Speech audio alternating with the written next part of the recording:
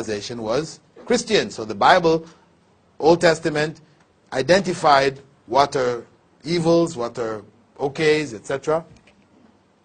So now when we take away the Bible, how do we determine what's good and what's wrong? Evil.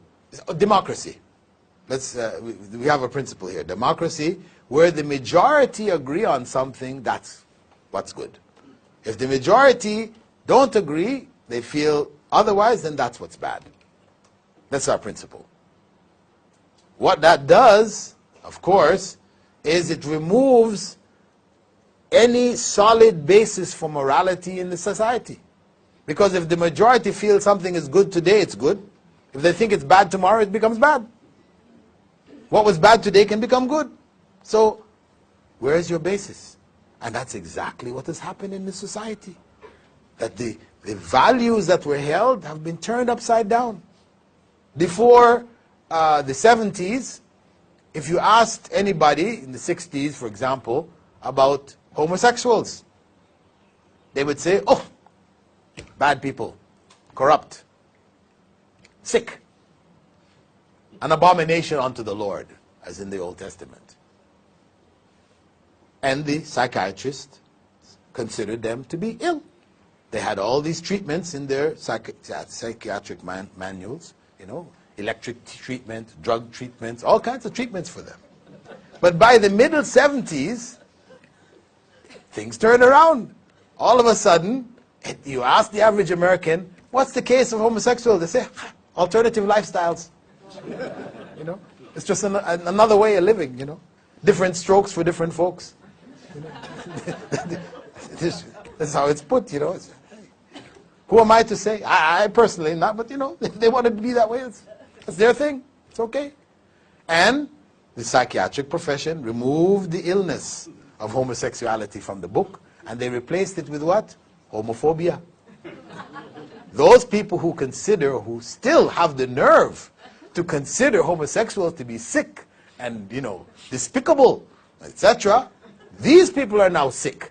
And they need to go to the psychiatrist and get, you know, reprogrammed, corrected, right?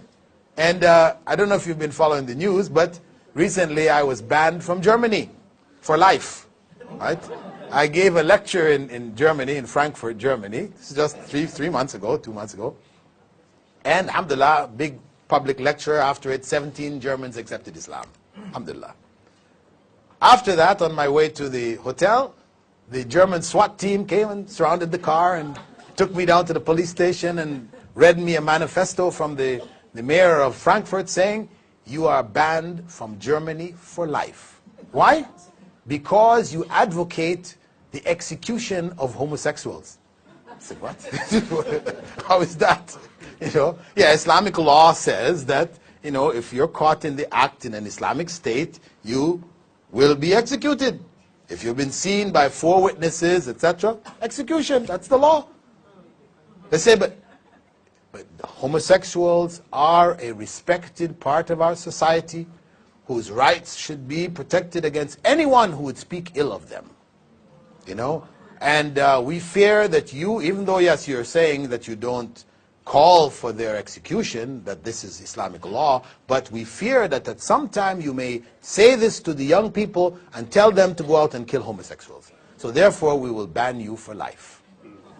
You know.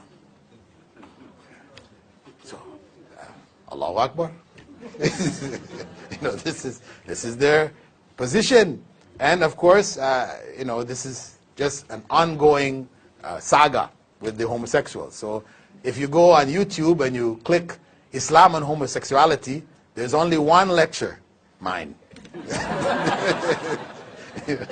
I gave one lecture, a part of a series of lectures, which basically was in defense of Islamic law and its rulings concerning adultery, you know, theft, etc. You know, it talked about many other things, but among them was homosexuality and its punishment in Islam. It was a lecture given in defense of Islamic law. It looked at all of the arguments of the homosexuals. They like to say, you know, it's nature, it's in nature, it's not unnatural like you all are saying. Because we can find a fish off the coast of Japan who, when the male mates with the female, he now starts to act like a female. So the other males come and try to, mate with him, and that way they don't get to his female. Yeah, there's a fish like that off the coast of Japan. And there's also a butterfly in South America that does the same thing. So he said, it's not unnatural. So I said there that, okay, we also have the black widow spider. The black widow spider, when she finishes mating with her husband or mate, she kills him and eats him. So is that okay now? We say it's natural for wives if they, have that inclination to kill their husbands and eat them. So I went through their genetic arguments and all the different arguments, and I showed that they were false. So I've attacked the homosexuals according to their, judgment, because it is not for them. It's not enough to say, well, okay, we accept you. You have the right to make your choice. No, they're saying, don't even say anything against us. Not only toleration, we want to be respected and liked. And they have now introduced into the educational systems of the West. In the States, kids in grade 1 on the East Coast have a book which is called My Two Dads. Yeah, grade 1, My Two Dads. In it, Johnny has two dads, Tommy has a dad and a mom. But Johnny's two dads, they're really great guys. They take him to the beach, they take him to the playground, they take him here, they take him there, to get the children used to the idea of two dads. In England, the book they have is called The Prince. Grade 1, grade 2 students. The kingdom of so-and-so, they had a prince who they were trying to get a wife for. The parents were bringing this young, beautiful princess and this one. But no, he didn't like this one. Finally, he met another prince. And they liked each other, and they were close, and they were, very subtly feeding these ideas into the society.